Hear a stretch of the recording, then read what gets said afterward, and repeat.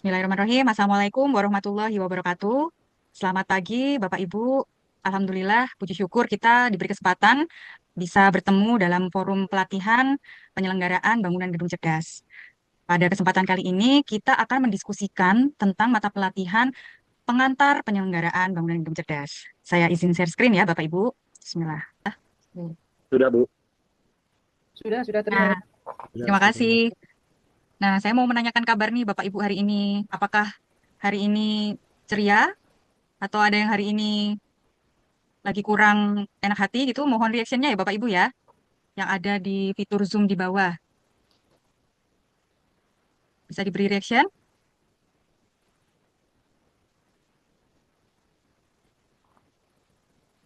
Oke, Alhamdulillah, Alhamdulillah ya. Saya lihat pada bahagia semua nih, jadi kita sudah siap untuk mengikuti mata pelatihan pengantar penyelenggaraan bangunan gedung cerdas ini. Baik Bapak Ibu, sebelumnya kita kenalan dulu ya. Nama saya Asri Amalia Hadi, Bapak Ibu bisa memanggil saya Asri. Saat ini saya bertugas sebagai Widya Iswara Ahli Muda di Kementerian Pekerjaan Umum. Dan saat ini saya berkantor di Balai Pengembangan Kompetensi di Jakarta Selatan. Silakan Bapak Ibu kalau kantornya berdekatan dengan saya ataupun bertemu dalam forum di luar pelatihan ini, silakan ya saling menyapa gitu ya Bapak Ibu ya. Karena sesungguhnya pelatihan itu adalah selain mengembangkan kompetensi, tetapi kita juga memperluas jejaring koneksi kita. Nah, selanjutnya Bapak Ibu, saya mau berkenalan juga nih dengan Bapak Ibu. Mohon scan barcode yang tertampil di layar. Kita kenalan yuk. Nah, ini sudah tayang ya. Halo, saya Adam. Perkenalkan saya Adam dari Kementerian Cipta Karya. Salam kenal juga Pak Adam. Saya tertarik mengikuti pelatihan ini untuk mengetahui bagaimana memitigasi risiko implementasi bangunan gedung cerdas secara end-to-end. Terima kasih Pak Adam. Ada juga Ibu Rizka. Halo Ibu Rizka dari Kementerian PU. Saya harap mengikuti pelatihan kali ini untuk lebih memahami tentang bangunan gedung hijau dalam perkotaan. Baik, ada juga Pak Farid, perwakilan dari Ditjen Prasarana Strategis Kementerian Pekerjaan Umum. Harapan kami dalam Baik, mengikuti pelatihan ini adalah untuk memperdalam pemahaman secara komprehensif mengenai konsep bangunan gedung hijau atau green building, beserta implementasinya dalam konteks pengembangan perkotaan berkelanjutan. Baik, di sini Bapak Ibu sudah banyak ya berpengalaman dalam mengelola bangunan gedung, khususnya untuk bangunan gedung hijau dan juga bangunan gedung cerdas. Saya kembali ke slide. Sudah terlihat ya Bapak Ibu ya? Oke, saya lanjut. Nah, setelah sudah. saling berkenalan, saya mau mengenalkan lebih lanjut nih tentang mata pelatihan kita pada pagi hari ini. Jadi nama pelatihannya adalah Pelatihan Penyelenggaraan Bangunan Gedung Cerdas atau yang biasa kita singkat dengan BGC. Dan mata pelatihannya adalah Pengantar Bangunan Gedung Cerdas. Setelah mengikuti sesi pembelajaran ini, Bapak Ibu diharapkan mampu memahami latar belakang dan regulasi serta konsep dasar dari penyelenggaraan bangunan gedung cerdas.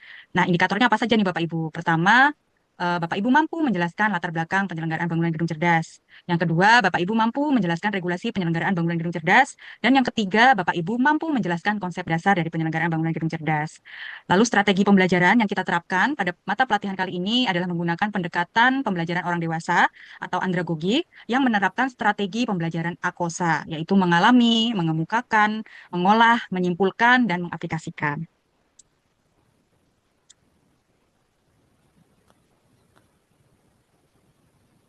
Nah, selanjutnya kita brainstorming ya Bapak Ibu, sudah mulai masuk ke materi nih. Saya mau tahu sejauh mana sih pemahaman Bapak Ibu tentang bangunan gedung cerdas. Stop share dulu ya.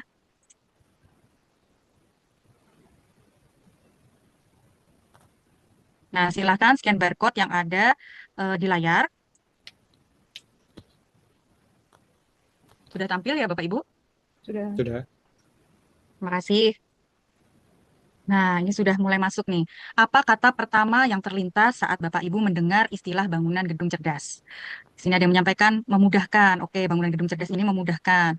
Aman, praktis. Oke, nyaman, efisien, cepat. Efisien ada dua nih ya. Baik. Nah, selanjutnya saya mau bertanya nih ke Pak Arif ya.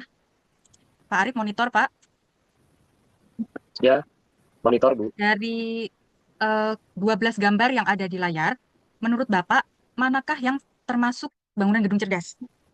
Kalau dari ciri-ciri tadi yang disampaikan, efisien, kemudian aman, memudahkan, dan sebagainya, menurut Pak Arif, mana nih Pak yang termasuk bangunan gedung cerdas?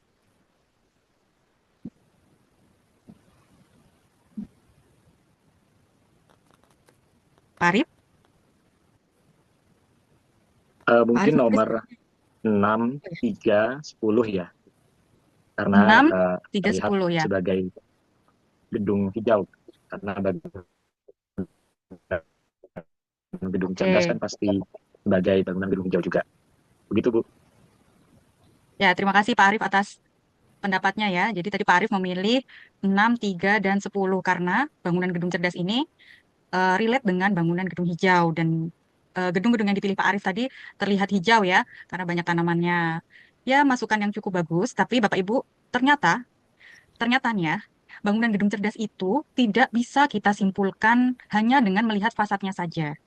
Nah, oleh karena itu kita cari tahu lebih lanjut ya. Dalam materi ini kita akan membahas tentang latar belakang, kemudian definisi bangunan gedung cerdas, contoh implementasinya dalam ruangan, smart itu bisa diterapkan pada komponen apa saja dalam bangunan gedung, kemudian implementasi smart dalam aspek keamanan, implementasi smart juga pada kawasan, dan sebagainya. Nah, setelah kita belajar nih tentang materi penyelenggaraan bangunan gedung cerdas, kita masuk ke diskusi ya, Bapak Ibu. Silahkan Bapak Ibu membuat kelompok, eh, karena di sini ada 4 orang, bisa Bu Rizka dengan Pak Adam untuk kelompok 1 dan kelompok 2 Pak Farid dengan Pak Arif. Nah, dari gambar yang tertayang di layar, uraikan implementasi smart atau sistem cerdas yang menunjang pada bangunan cerdas eh, pada gambar berikut. Nah, saya beri waktu 15 menit untuk Bapak Ibu berdiskusi. Selamat berdiskusi ya. Oke, eh, 15 menit sudah berlalu, Bapak Ibu. Sekarang saya ingin mendengar hasil diskusi yang sudah Bapak Ibu lakukan. Siapa yang bersedia nih? Kelompok mana yang mau memaparkan hasil diskusinya? Bisa raise hand. Pak Adam mau menyampaikan, Pak? Oh ya, nih Pak Adam raise hand. Silakan Pak Adam. Bagaimana hasil Baik, diskusinya, Pak? baik, terima kasih Bu. Saya mungkin izin memaparkan kalau dari gambar itu berdasarkan yang sudah disampaikan materinya. Kalau terkait bangunan cerdas, bisa kita lihat dari awal. Mungkin dari awal masuk itu sudah memanfaatkan teknologi ya. Contohnya misalkan akses, kemudahan akses bisa dengan akses face recognition atau mungkin dari pemindaian kartu pegawai. Lalu ketika masuk di ruangan, di situ juga terlihat di awal ruangan juga sudah memanfaatkan sensor terkait temperatur. Jadi ini juga bisa dilihat dia memanfaatkan cahaya yang masuk gitu ya. Mungkin sekaligus juga ada sensor karbon dioksida juga. Mungkin itu yang mungkin saya bisa lihat Bu, beberapa di antaranya. Begitu Terima Bu, kasih, Pak kasih. Adam. Ya, kita kasih apresiasi ya. Kita kasih reaction dong, teman-teman. Bapak Ibu, bisa dikasih jempol atau dikasih love buat Pak Adam. Oke. Jadi betul sekali ya yang tadi disampaikan oleh Pak Adam dari perwakilan kelompok 1.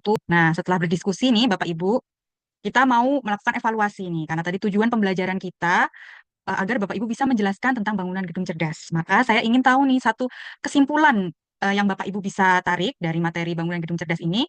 Silahkan Bapak Ibu scan barcode berikut. Sudah Bapak Ibu? Sudah. Sudah tertayang? Sudah tampil ya? Mungkin saya dulu Ibu boleh. Tadi Ya, silakan silakan Pak Farid. di perjalanan ini sudah sampai. Tadi dari pemaparan yang Ibu Asri sampaikan itu beberapa hal yang kami tangkap. Pertama itu konsep bangunan gedung cerdas atau yang disebut BGC merupakan terobosan yang sangat menarik, baru mungkin dari kami yang dengar, khususnya dalam hal optimalisasi pemanfaatan energi melalui teknologi mutakhir seperti sistem panel surya, teknologi untuk pemanfaatan cahaya alami, serta penerapan sensor cerdas untuk monitoring suhu dan parameter lingkungan lainnya. Inovasi-inovasi semacam ini perlu terus dikembangkan dan disempurnakan guna menciptakan bangunan yang lebih efisien, Ibu. Ini mungkin masukan di izin kami, terutama dalam prasarana strategis yang dibangun di seluruh Indonesia ini bisa diterapkan. Jadi selain hemat energi juga membantu atau membuat efisien dalam suatu gedung itu. Begitu Ibu, mungkin dari kami. Ya, sangat baik sekali Pak Farid. Kesimpulannya sudah secara komprehensif eh, menguraikan ya dari awal tadi kita brainstorming tentang definisi, ciri-ciri, kemudian regulasinya juga sampai implementasi. Kita kasih reaction dong Bapak Ibu ke Pak Farid ya, jempol-jempol atau lop-lop. Terima kasih Pak Farid.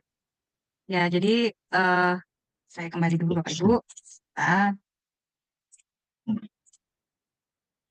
Ya, senada dengan yang disampaikan oleh Pak Farid bahwa bangunan gedung cerdas ini adalah wujud transformasi infrastruktur yang tidak hanya ramah lingkungan, tapi juga adaptif terhadap teknologi dan kebutuhan pengguna. Jadi tidak hanya sekedar canggih, tapi bisa menyesuaikan dari kebutuhan pengguna dan keberlanjutan lingkungan.